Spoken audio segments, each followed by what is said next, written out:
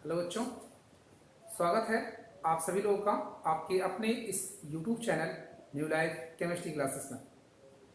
जैसा कि पिछले वीडियो में आपको ये बताया गया था कि क्वांटम संख्या क्या होती है, क्वांटम संख्या कितने प्रकार की होती है, उसे आप किससे प्रदर्शित करते हैं, उनकी डिफिनीशन क्या होती है, उनके मान क्या क्या मिल सकते हैं, इन सारी बातों को मैंने बताया हुआ था।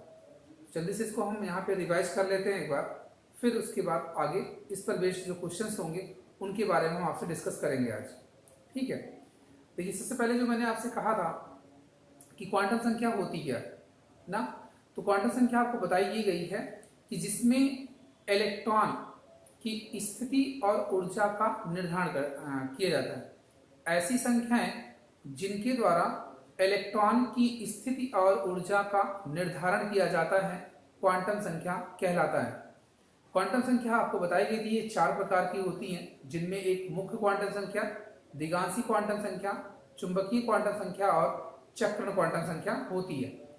तो मुख्य क्वांटम संख्या मैंने बताया था जो मुख्य ऊर्जा स्तर या कोषों की संख्या का निर्धारण करवाता है वो मुख्य क्वांटम संख्या कहलाता है, जिसे आप स्मॉल n से प्रदर्शित करते हैं। इसका मान मैंने आपसे कहा था कि 1 से लेकर के अनंत के बीच कोई भी मान हो सकता है, लेकिन यहाँ के लिए आपको केवल 1 से 7 तक की वैल्यू ही जाननी है। ठीक, यानी कि n का जो मान आएगा वो 1 से 7 तक कोई भी हो सकता है। अब इसके बाद दूसरा बताया गया था द्विगांशी क्वांटम संख्या। द्विगांशी क्वांटम संख्या में आपको ये समझाया गया था कि ये एक उसमें उपकोषों की संख्या का, यानी जिसमें पहले आपने मुख्य क्वांटम में बताया कि मुख्य ऊर्जा स्तर का, ये क्या करता है उप ऊर्जा स्तर का, उप ऊर्जा स्तर या उपकोषों की संख्या का निर्धारण करता है, और इसको आप कहते हैं कि इसका मान n के ऊपर निर्भर करता है, यानी मुख्य क्वांटम संख्या के ऊपर निर्भर करता है। तो किसी भी n के लिए l के जो मान होते हैं वो 0 से n-1 तक होते हैं। किसी भी n के लिए l के जो मान होते हैं वो 0 से n-1 तक होते हैं। ठीक, अब इसके बाद आपको बताया गया था कि अगर s उपकोष आता है तो l का मान 0 होगा, p उपकोष आता है तो l का मान 1 होगा, d उपकोष आता है तो l का मान 2 होगा, f उपकोष आता है तो l का मान 3 होगा। ठीक, तो इस तरह से आपको बताई गई थी, और ये चीजें और समझाई गई थी आपको कि जितने n के मान होंगे उतने ही l के मान आते हैं। मतलब अगर n का मान 1 है तो l का मान भी 1 होगा, वो मान 0। अगर n का मान 2 है तो l का मान भी 2 आएगा, वो कैसे 0 और 1, क्योंकि 0 से n-1 तक। ठीक है, तो इस तरह से आप बता सकते हैं कि n का मान जो होगा वो l के बराबर हो रहा है, और l का मान जो रहता है वो n के ऊपर निर्भर करता है। फिर आपको बताया गया था चुंबकीय क्वांटम संख्या के बारे में। चुंबकीय क्वांटम संख्या जिसमें ये कहा जाता है कि कक्षकों में इलेक्ट्रॉनों के अभिविन्यास का निर्धारण करवाता है, यानी कि चुंबकीय क्वांटम संख्या इलेक्ट्रॉनों के अभिविन्यास का निर्धारण करता है।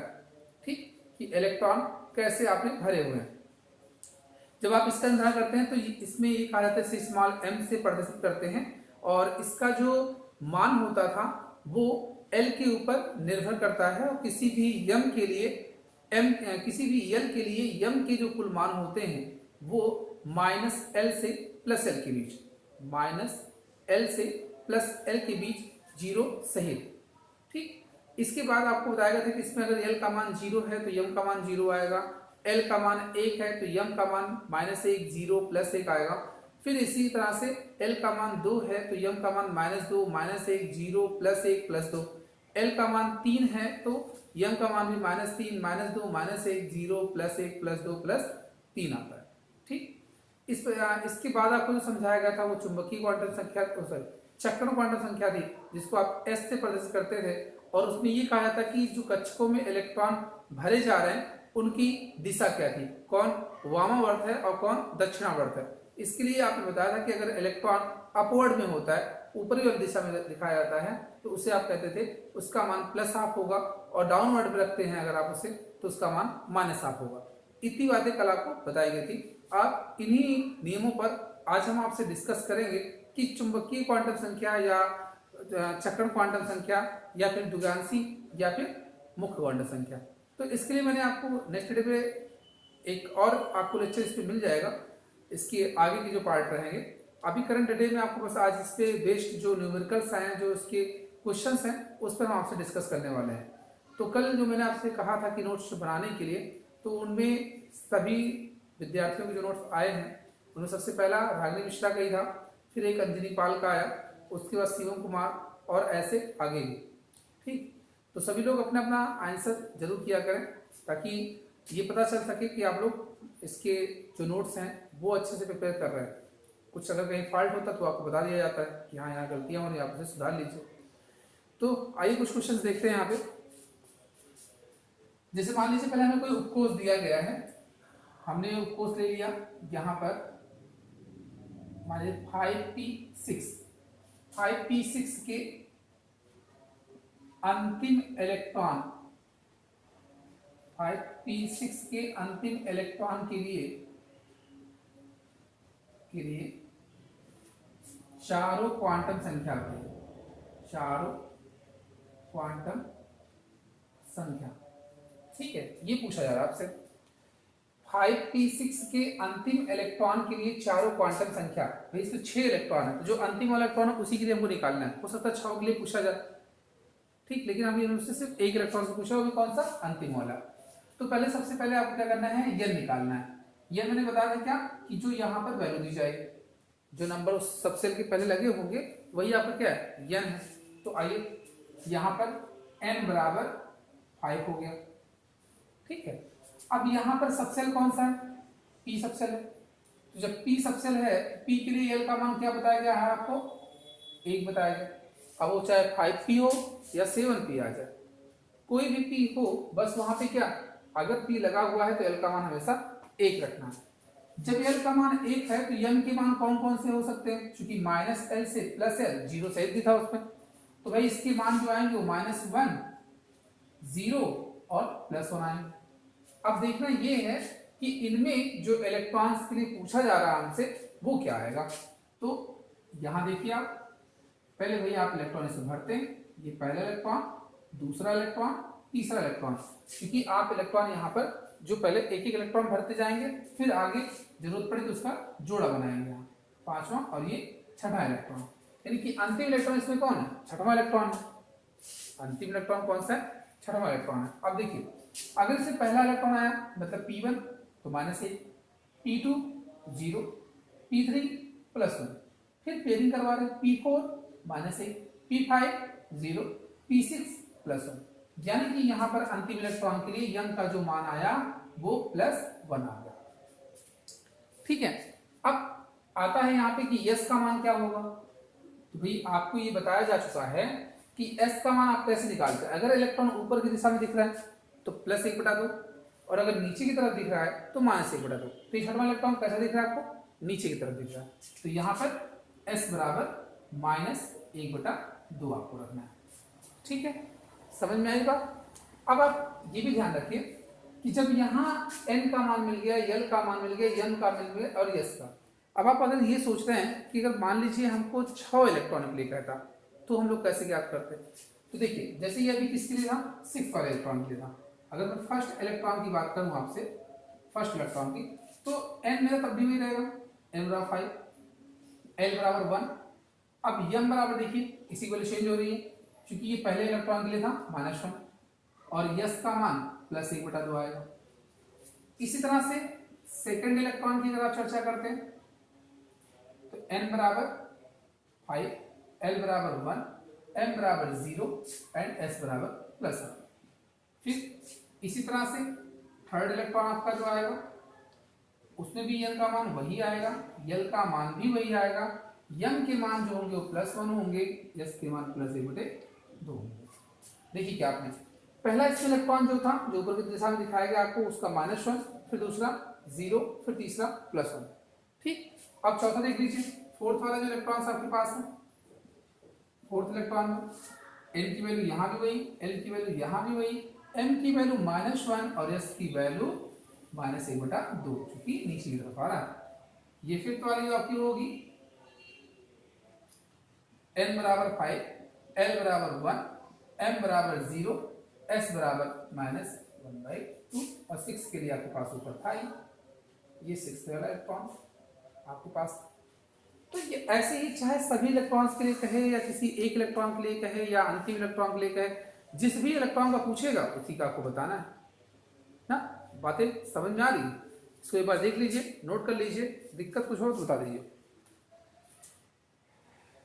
हटाएं इसको।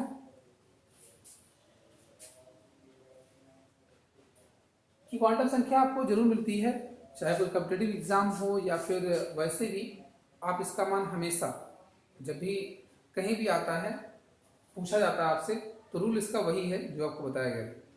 ठीक है, तो सब लोग नोट कर चुके होंगे। चलिए इसको हटाते हैं। अब ऐसे ही आगे क्वेश्चन देख लेते हैं। दो अभी जैसे इसमें आ गया क्वेश्चन कि सोडियम के अंतिम इलेक्ट्रॉन के लिए चारों क्वांटम संख्या सोडियम के लिए बता। तो सबसे पहले मुझे सोडियम का यहाँ पे विन्यास करना है। सोडियम का मान क्या सबको पता ही है, तो इसका आता है 1s2 2s2 2p6 3s1। तो भाई अंतिम इलेक्ट्रॉन कहाँ गया? 3s1 में गया ना। तो 3s1 यानी सारी प्रक्रिया मुझे इसी पे करनी है। सभी इलेक्ट्रॉन के लिए पूछ रहा है, सोडियम के अंतिम इलेक्ट्रॉन के लिए चारों क्वांटम संख्या बतानी है मुझे। तो इसमें क्या है कि भाई सोडियम का यहाँ पे यहाँ देख रहे हैं 11 है, तो उसका अंतिम इलेक्ट्रॉन यहीं तो पहुंचेगा। हाँ बोलिए। तो यहाँ पर क्या हुआ S1, तो 3s1 की अगर हम आपसे चर्चा कर रहे हैं यहाँ पर 3s1, तो भाई n बराबर कितना मिला? 3 मिल गया। s के लिए l का मान क्या मिला? 0 मिला। जब s का मान 0 तो m का मान भी 0। अब देखना यह है कि s में जो इलेक्ट्रॉन भरे गए हैं वो भाई एक ही इलेक्ट्रॉन है, तो जब अपवर्ड जाएंगे तो s का मान आएगा +1/2। ठीक, अगर ये डाउनवर्ड भी आता तो -1/2। समझ रहे हैं? तो यहाँ पे n का मान मिल गया, l का मान मिल गया, m का मान मिल गया और s के चारों क्वांटम संख्या आपकी आ गई। ठीक, अब ऐसे ही आगे देख लीजिए। आपसे क्वेश्चन पूछा गया क्या 4f13 के 7वें इलेक्ट्रॉन के लिए चारों क्वांटम संख्या।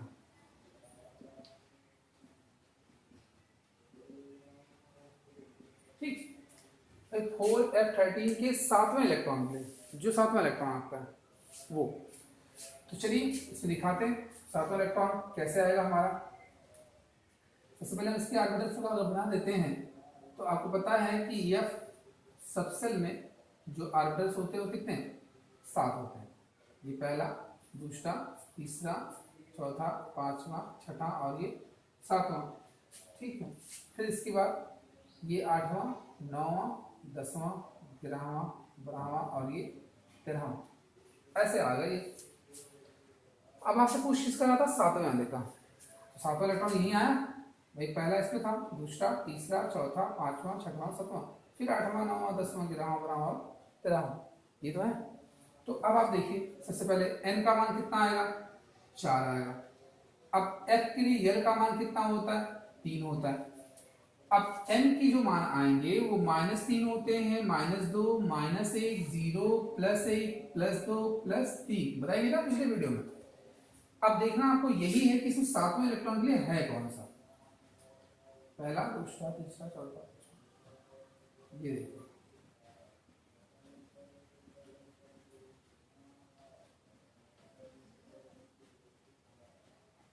भाई ऐसे भरा मैंने इलेक्ट्रॉन। तो इससे 7वां इलेक्ट्रॉन से पहले के लिए यहाँ दूसरा, तीसरा, चौथा, पांचवा, छठवां, 7वां, फिर 8वें, 9वें, 10वें, 11वें, 12वें, 13वें और आगे 14वां आता तो वहां पे भी। तो इसमें 7वां इलेक्ट्रॉन मेरा यही आ रहा है, तो m का मान क्या हो गया? +3 हो गया। अब जो इलेक्ट्रॉन वहां फिल किए गए हैं 7वें वाले वो प्लस आप दिखाएंगे चूंकि अपवर्ड में है। ठीक, इस तरह से क्वांटम संख्या आपको समझ में आ रही होगी।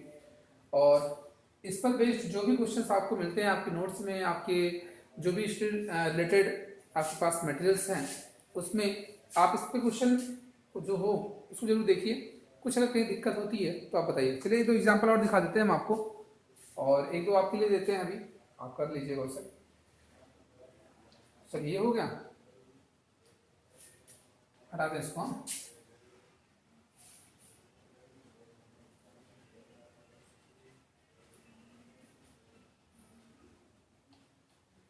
अब जैसे यहाँ पे आ गया, मान लीजिए नाइट्रोजन परमाणु के 5वें इलेक्ट्रॉन के लिए चारों क्वांटम संख्या, ऐसा बोल दिया उसने। नाइट्रोजन परमाणु की 5वें इलेक्ट्रॉन के लिए चारों क्वांटम संख्या, किसी भी इलेक्ट्रॉन को पूछ सकता है, क्योंकि भाई हमें बताया गया ना क्वांटम संख्या क्या होती है, इलेक्ट्रॉनों की स्थिति और ऊर्जा का आप निर्धारण करवा रहे हैं, इलेक्ट्रॉनों की स्थिति और ऊर्जा का ही निर्धारण करवा रहे हैं ना आप उसमें। तो देखिए अगर नाइट्रोजन के 5 इलेक्ट्रॉन की हम आपसे 5वें इलेक्ट्रॉन की बात करते हैं, 5वें इलेक्ट्रॉन के लिए चारों क्वांटम संख्या मुझे बतानी है। तो सबसे पहले नाइट्रोजन का आप विन्यास करिए, 1s2 2s2 2p3 ये होता है। तो देखिए आपको पता है यहाँ दूसरा इलेक्ट्रॉन आया, यहाँ पे दूसरा, ये दो ये यहाँ दो यहाँ, 4 हो गए, 5वां इलेक्ट्रॉन मुझे इसी में मिलेगा ना 2p3 वाले में। जब 2p3 वाले 5वां इलेक्ट्रॉन मुझे मिल रहा है तो अब क्या करते हैं, पहले 2p3 को सिलेक्ट करते हैं यहाँ से, n बराबर क्या मिलेगा मुझे 2, p के लिए l का मान क्या होगा 1, जब l बराबर 1 है तो m के कुल कितने मान आएंगे -1 0 +1, ठीक है। तो मेरा जो 5वां इलेक्ट्रॉन आएगा वो यही तो आएगा, 3 थे 4 ऑलरेडी पहले भर चुके हैं, एक 5वां यही तो आएगा, ठीक है ना। ये 5वां इलेक्ट्रॉन यहाँ से आ रहा है आपका, तो भाई ये 5वां इलेक्ट्रॉन, इसके लिए m का मान क्या आएगा, m बराबर -1 आया, और चूंकि इलेक्ट्रॉन यहाँ पे कैसा है अपवर्ड है इसलिए प्लस आ। तो इस तरह से आपसे किसी भी इलेक्ट्रॉन का पूछा जाए उसे आप आसानी से डिफाइन कर सकते हैं, उसके मान आसानी से बता सकते हैं, ठीक है।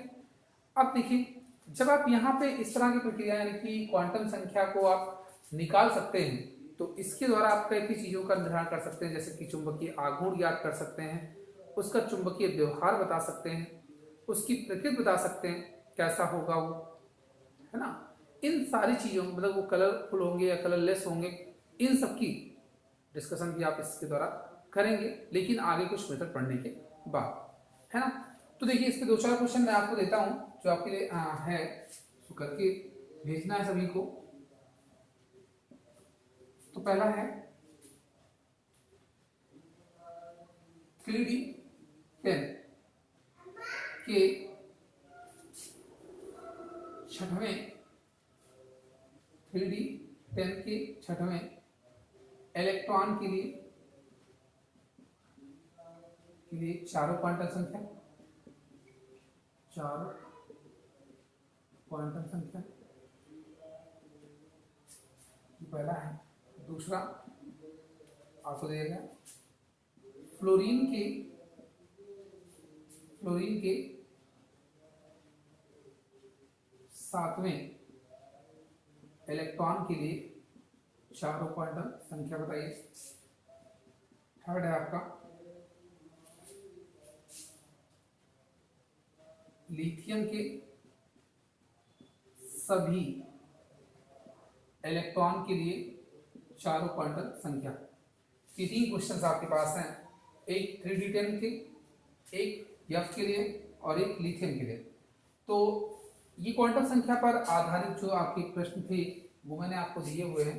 इसके बावजूद भी अब आपके बुक में आपके पास जो भी हिस्ट्री रिलेटेड मटेरियल्स हैं उनमें से क्वेश्चन आप ढूंढिएगा, जो भी कुछ नहीं आएगा इसमें वो आप जरूर बताइएगा, ठीक है। आप देखिए कुछ जो हैं जैसे कुछ अदर रूल जो आपके बनते हैं, डायरेक्टली अगर मान पूछा जाता किसी भी चीज़ का, जैसे हमने कह दिया कि भाई n के मान अगर 4 हैं तो l के कुल कितने मान आएंगे, तो भाई l के कुल 4 मान आएंगे। n का मान अगर 4 दिया गया है तो l के कुल कितने मान आएंगे, 4 ही मान आएंगे। कौन कौन से आएंगे, 0 1 2 3 आएंगे, ये होगा। अब अगर कह देता है कि l बराबर 2 है तो m के कुल कितने मान आएंगे, तो भाई 2l+1, 2l+1, जो l का मान आपको दिया आप वहां रख दीजिए। अगर किसी भी l के लिए m के कुल मान आपसे पूछे जाएं तो आप इस पर रख दीजिए 2l+1 पर, l की वैल्यू जहां पर आप रखेंगे आपको टोटल m का मान मिल जाएगा। भाई कौन कौन से मान आएंगे, इसके लिए -l से +l, जीरो सहित आपको बताया ही गया है, लेकिन कुल कितने मान आएंगे तो आप इसका यूज कर सकते हैं। इसी तरह से अगर आपसे ये कहा जाए कि m का मान अगर दिया n का मान अगर दिया गया है तो m के कुल कितने मान आएंगे, तो भाई m बराबर n² होगा। यम बराबर क्या होगा, एन स्क्वायर होगा। डायरेक्टली आप जैसे एन बराबर 3 के लिए यम के कुल कितने मान आएंगे, तो 9 मान आएंगे। n बराबर 3 के लिए यम के कुल कितने मान आएंगे, तो मान कितने आएंगे, 9 आएंगे। कैसे आएंगे, आइए चेक करवा देते हैं आपको। देखिए जब n बराबर 3 है तो यल के मान कौन कौन से आएंगे, 0 1 2, 0 1 2, ठीक है, सबको समझ में आई? तो जब 0 1 2 आ गया, अब देखिए 0 रहेगा यल का मान, तो यम का मान भी 0 आएगा। भाई n बराबर अगर 3 दिया है तो यल के मान 0 1 2 आएंगे, और जब एल बराबर अगर 0 आ गया तो यम बराबर भी 0, एल बराबर अगर 1 है तो यम बराबर -1 0 +1, और यल बराबर अगर 2 है तो यम बराबर -2 -1 0 +1 +2, है ना सही। तो इस तरह से आप यहाँ पे क्या देख रहे हैं, 1 यहाँ 3 यहाँ 4 हुए और यहाँ 5 9 आ गए टोटल। समझे कि नहीं सब लोग, क्या कहा जा रहा है। अब आप ये कह रहे सर यन का मान दिया था तो आप यल से क्यों निकाल रहे हैं, क्योंकि यम का मान जो होता है वो यल के ऊपर निर्भर करता है, और यल का मान जो होता है वो यन के ऊपर निर्भर करता है। दैट मीन्स यन बराबर यल के और यम बराबर भी यल के, तो मैं कह सकता हूं ना यन बराबर यम के, मतलब उसके अकॉर्डिंग जो भी रहेगा हम उसको सेट करते हैं। ठीक, तो बातें समझ में आ रही है। मैंने आपको जो क्वेश्चन दिए हैं ये क्वेश्चन सभी लोग जरूर सॉल्व करेंगे और इसका आंसर सब लोग भेजेंगे, ठीक है। और इसके बाद अगर कुछ भी आपको डाउट्स रहता है तो आप जरूर बताइएगा। कल का हमारा टॉपिक जो रहेगा, अगले वीडियो का जो टॉपिक हमको मिलेगा वो होगा हमारा हाइजेनबर्ग की अनिश्चितता का सिद्धांत, हाइजेनबर्ग की अनिश्चितता का सिद्धांत, फिर इसके बाद पाउली का अपवर्जन नियम और फिर हुंड का नियम।